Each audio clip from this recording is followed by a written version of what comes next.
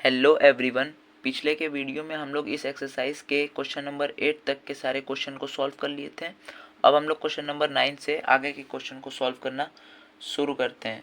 Question number 9 देख लेते हैं। क्वेश्चन नंबर 9 है, in triangle A B C right angle at B if tan a बराबर है 1/√3 find the value of sine A cos A plus cos A sine C देख लेते हैं। मान लेते हैं ये कोई एक right triangle A B C है, ठीक।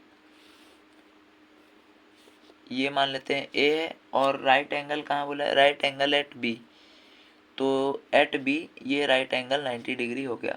अब इसका tan a का वैल्यू दे दिया क्या, 1/√3। tan a हम लोग को पता है किसके इक्वल होता है, परपेंडिकुलर बाई बेस। तो यहाँ से परपेंडिकुलर 1 के इक्वल हो गया। इसका यूनिट अलग हो सकता है भले ही, और बेस जो है वो √3 के इक्वल हो गया, ठीक है।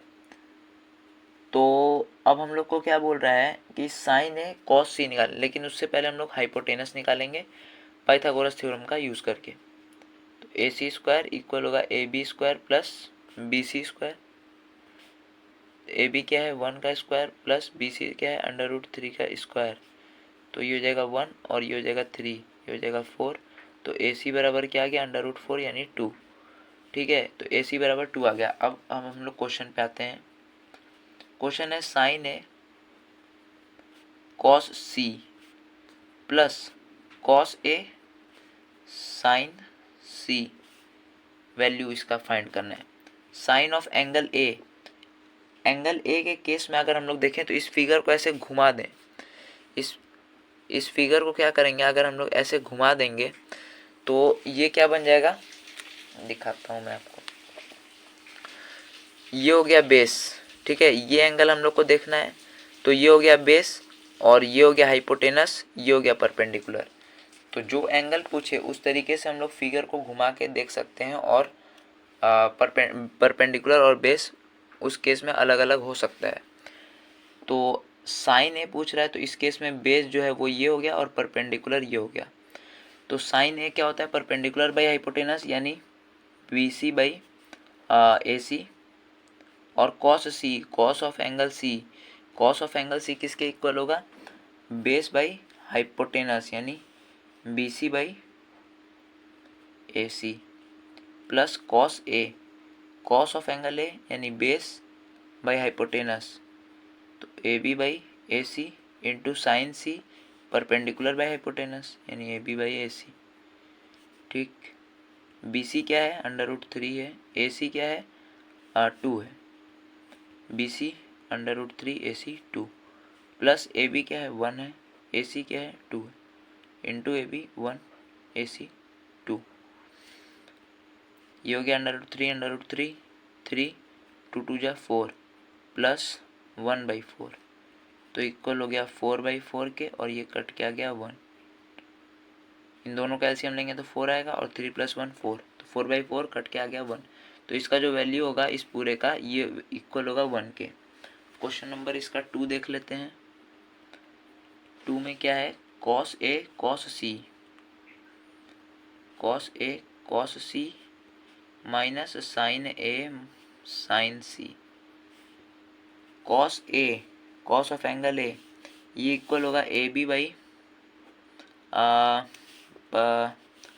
बेस बाई हाइपोटेनस यानी ए बी बाई ए सी के, और कॉस सी तो बेस यानी B C by hypotenuse A C minus sine A perpendicular यानी B C by A C into sine C यानी A B by A C. A B क्या है 1, ए C 2, B C √3 A C 2। ये हो जाएगा √3 और 2 2 जा 4 माइनस √3/4, तो ये इक्वल हो जाएगा 0 के, ठीक है। तो ये जो होगा वो 0 के इक्वल होगा और ये 1 के इक्वल होगा। इस तरीके से क्वेश्चन नंबर 9 सॉल्व हो गया। अब क्वेश्चन नंबर 10 देख लेते हैं। In triangle P Q R right angle at Q P R plus Q R 25 centimetre and P Q 5 centimetre determine the values of sine P cos P and tan P. तो सबसे पहले एक triangle को हम लोग को late करना पड़ेगा। इधर देखते हैं, यहाँ पे question number 10, in A triangle P Q are, एक ट्राइंगल बना लेते हैं P Q R, right angle कहाँ है, राइट एंगल एट क्यू, तो मान लेते हैं ये होगा पी क्यू आर, जिसमें पी आर यानी ये P R plus Q are यानी हाइपोटेनस बाई हाइपोटेनस और बेस मिला के 25 सेंटीमीटर दिया हुआ है, एंड पी क्यू जो है वो इक्वल है 5 सेंटीमीटर के। इन दोनों का सम क्या है 25 सेंटीमीटर, ये है 5 सेंटीमीटर। तो सबसे पहले हम लोग इन दोनों का वैल्यू फाइंड करेंगे। इन दोनों का वैल्यू कैसे फाइंड होगा ये देख लेते हैं। यहाँ पे हम लोग हाइपोटेनस को लेट कर लेते हैं x और बेस को लेट कर लेते हैं y, ठीक। तो यहाँ पे हम लोग को इक्वेशन में दिया हुआ है P R plus Q are, और पी आर जो है हाइपोटेनस जिसको हम लोगों ने लेट किया है x प्लस क्यू आर जिसको हम लोगों ने लेट किया है y, ये इक्वल हो गया है 25 के। तो यहाँ से हम लोग y का वैल्यू निकाल लेते हैं 25 माइनस x, इसको इक्वेशन नंबर 1 मान लेते हैं। अब हम लोग यहाँ पे पाइथागोरस थ्योरम लगाएंगे।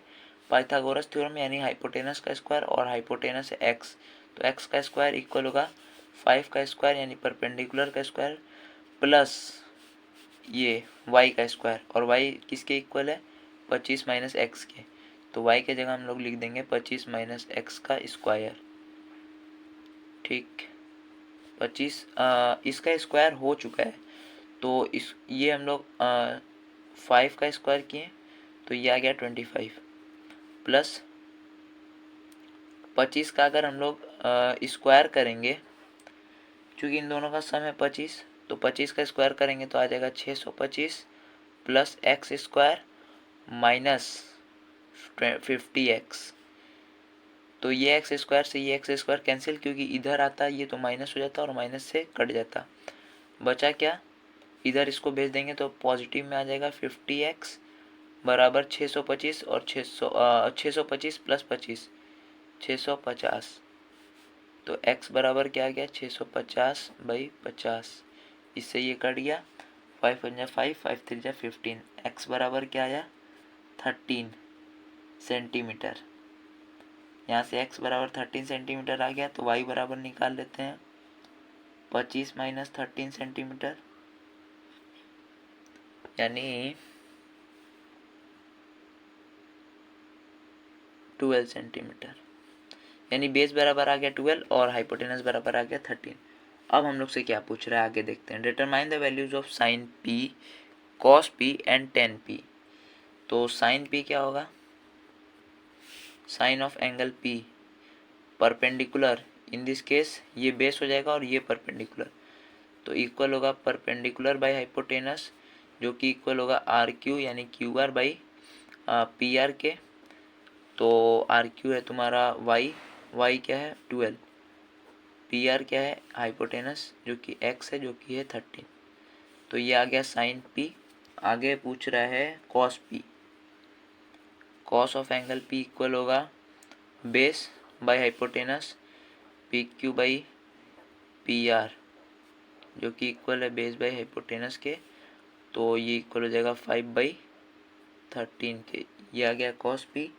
आगे पूछ रहा है ten p, ten p equal होगा परपेंडिकुलर बाई हाइपोटेनस के यानी Q R by P are के जो कि इक्वल है परपेंडिकुलर, सॉरी टेन p पूछ रहा है जो कि इक्वल होता है परपेंडिकुलर बाई बेस के, तो Q R by P Q होगा, Q R by P Q जो कि परपेंडिकुलर बाई बेस के इक्वल होता है, तो ये हो जाएगा 12/5, ये आ गया 10p।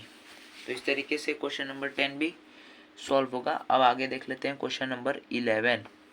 State whether the following are true or false, justify your answer. The value of 10a is always less than 1। यहाँ पे बोल रहा है वैल्यू ऑफ 10a, 10 एंगल कुछ भी हो सकता है, ये बोल रहा है हमेशा ही 1 से कम होगा। क्या 10a का वैल्यू जो है वो 1 से कम होगा, कैसे कम होगा देख लेते हैं। 10a जो होता है वो इक्वल होता है परपेंडिकुलर बाई बेस के।